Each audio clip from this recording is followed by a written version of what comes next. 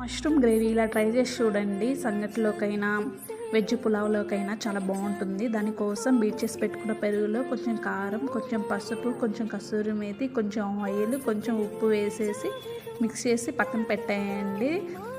తర్వాత వచ్చేసరికి mushrooms, onions, టమాటా, పచ్చిమిర్చి కట్ చేసి పెట్టుకొని ఒక ప్యాన్ హీట్ అయ్యాక అందులో కొంచెం ఆయిల్ వేసేసి కొంచెం ఆనియన్స్, కొంచెం కరివేపాకు, అల్లం వెల్లుల్లి పేస్ట్ మొత్తం వేసేసి కొంచెం మగ్గిన తర్వాత టమాటాలు కూడా వేసేసి టమాటాలు మగ్గిన తర్వాత కారం మొత్తం మగ్గిన తర్వాత కొంచెం బీట్ చేసి పెట్టుకుంది కూడా వేసేసి గరం మసాలా నేను హోమ్ మేడ్లోనే చేసుకున్నాను అది వేసేసి మన మష్రూమ్ కట్ చేసి పెట్టుకుని కూడా వేసేసి పచ్చివాసన పోయేంత వరకు కొంచెం మగ్గనివ్వాలి. కొంచెం మధ్యలో కలుపుతూ ఉండాలి.